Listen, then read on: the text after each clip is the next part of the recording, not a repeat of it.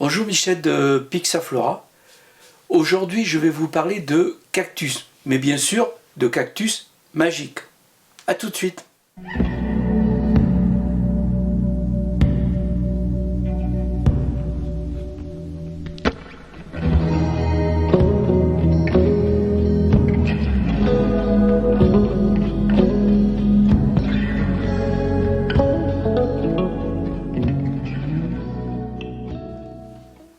Alors l'un des cactus magiques le plus important, c'est le peyote.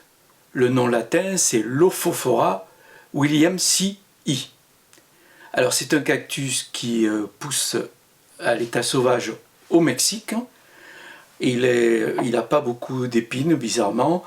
Il a une racine en forme de carotte blanche et il fait comme des ballonnements comme ça, et au centre émerge au printemps ou en été une petite fleur blanche légèrement rosée. Alors dès le XVIe siècle, les colons, notamment un prêtre espagnol, avaient remarqué que ce fameux cactus faisait l'objet d'un rituel très important parmi les Indiens qui étaient donc au Mexique, puisque le peyote pousse au Mexique. Et alors il a décrit ça pour la première fois au XVIe siècle. Et il faut savoir que ce cactus, déjà, il était utilisé depuis très longtemps, avant les Indiens par les Aztèques.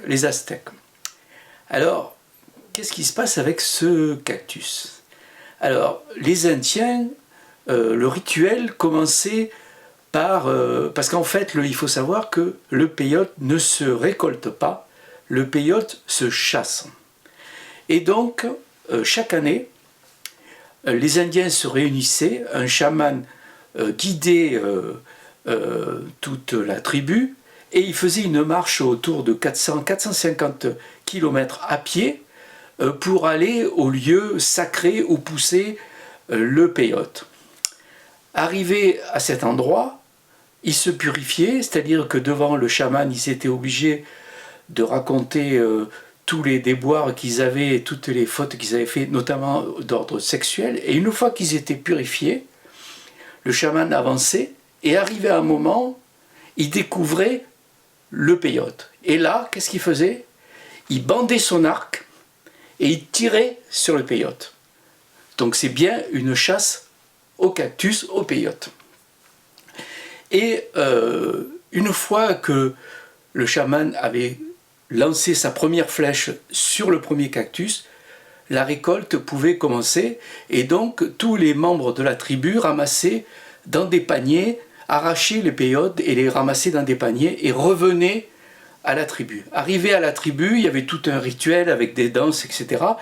Et sur d'énormes pierres, les peyotes étaient écrasés et il y avait la pulpe qui sortait, était recueillie, et le chaman et les Indiens absorbaient à la fois la pulpe écrasée, mais aussi le liquide qui en sortait, et cela leur donnait des visions. Et notamment, les chamans rentraient en communication, soi-disant, avec le diable, parce que c'était le diable qui avait créé ce cactus pour tromper les Indiens. C'était un peu ce qui se passait.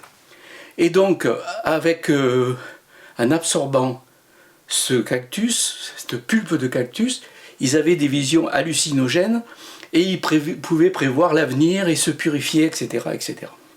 Alors bien sûr, cette pratique a été considérée comme païenne par tous les colons et tous les évangélistes qui étaient arrivés d'Espagne aux États-Unis, enfin au Mexique.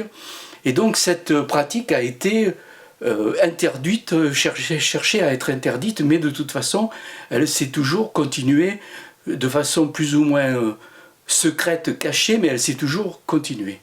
Alors il faut dire que l'intérieur de ce cactus, le peyote, il contient une substance proche de la mescaline, qui est proche notamment du fameux LSD, drogue connue depuis notamment tous les mouvements hippies, et qui provoquent des visions et des trucs extraordinaires. Alors, ce qui est intéressant, alors évidemment, ils ne sont pas arrivés à interdire cette pratique. Et ce qui est intéressant, c'est que les Indiens ont insisté lourdement, et du coup ils ont créé une église propre à ce rituel, et qui existe encore. Et chaque année, les Mexicains de certaines tribus indiennes continuent à aller chercher le peyote. Alors maintenant, évidemment, ils y vont plus à pied, beaucoup y vont à limousine et vont ramasser les peyotes dans le désert au Mexique. Il y en a même qui se font envoyer les peyotes par la poste. Alors est-ce que c'est Amazon qui fournit les peyotes? J'en sais rien. Toujours est-il que la pratique se continue et ils sont les seuls à être autorisés à utiliser cette, entre guillemets, cette drogue. Alors, ce cactus n'est pas le seul hallucinogène. Il y en a un autre, notamment très important, enfin il y en a beaucoup, mais il y en a un autre très important, c'est le San Pedro. On l'appelle le San Pedro, c'est un cactus à colonne. Son nom latin c'est Trichocerus sphagnoi, je prononce très mal, mais enfin voilà. Et ce cactus a plusieurs formes. Notamment, il est très épineux, il donne d'immenses fleurs blanches qui s'épanouissent la nuit et qui sont pollinisées par les chauves-souris, des fleurs très odorantes. Et il est composé de côtes comme ça. Il y a plusieurs côtes, ça va jusqu'à 7-8 côtes.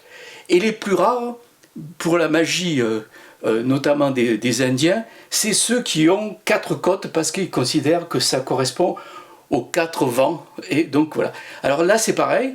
La pulpe est écrasée et provoque des hallucinations, des visions d'avenir, et donc qui peuvent prévenir l'avenir.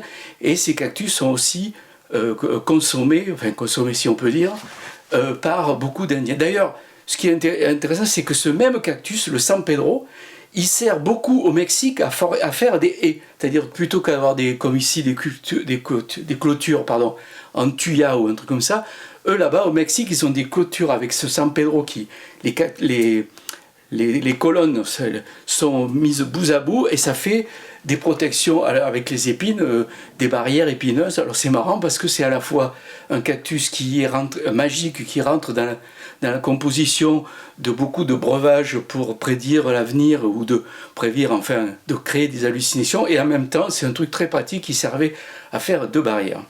Alors ce qui est étonnant, c'est que ces 2 cactus, vous pouvez les trouver en jardinerie. Très facilement, d'ailleurs, le peyote, c'est un petit cactus. Hein. Souvent, vous le trouverez en jardinerie, au milieu d'autres cactus. Vous savez, on vend des cactus à 2-3 euros. Il n'y a souvent pas de nom, il y a marqué cactus. Et les gens peuvent acheter. Et vous pouvez trouver, sans problème, ce peyote à 2 ou 3 euros. D'ailleurs, j'ai vu même que Amazon propose des graines de peyote à 3 ou 4 euros en livraison. Et donc, sans problème, vous pouvez... Donc là, et pareil, le San Pedro, vous pouvez aussi le trouver en jardinerie, bien sûr. Comme je l'ai souvent dit, il n'y a aucune notion de danger, parce que c'est quand même des cactus, c'est quand même des drogues. Hein. Donc ça peut provoquer, si on n'y fait pas trop attention. Alors c'est vrai qu'en général, quand on achète des cactus en jardinerie, c'est pour la décoration, c'est pas pour les manger. Mais même, si vous achetez des peyotes et que vous commencez à les manger, vous allez voir, vous allez avoir un peu des réactions un peu spéciales. Hein. Voilà, alors c'est pas du LSD, mais enfin c'est pas mal non plus. Hein. Alors, j'ai toujours été étonné, justement, dans les jardineries, de voir toutes ces plantes. Alors, ces cactus hallucinogènes, mais je l'ai déjà dit, vous allez voir au printemps ou au début de l'été, d'autres plantes hyper toxiques qui sont absolument pas mentionnées, comme les euphorbes, comme les plantes d'appartement, comme le Diffé bianca, ou enfin, vous voyez, vous avez beaucoup de plantes, même certaines qui sont mortelles, et qui sont vendues sans problème, et sans qu'il y ait aucune notion dans les jardineries de leur toxicité et de leur dangerosité.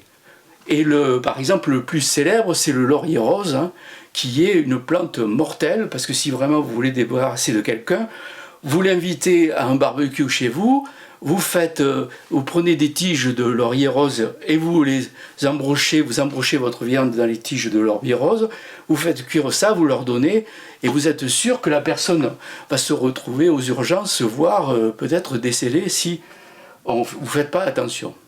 Alors, voilà un peu juste cette petite histoire sur le peyote, hein, que je trouve assez extraordinaire.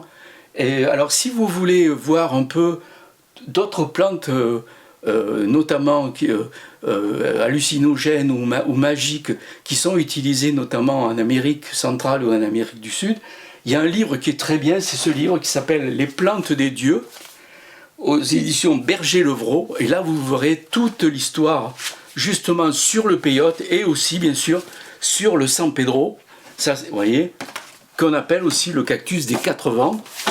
Et vous avez avant aussi tout sur le peyote. Vous voyez, ça c'est tout sur le peyote. Voilà, c'est vraiment extra. Hein. Voilà, vous voyez un peu là, ici, vous avez, parce que souvent le peyote fait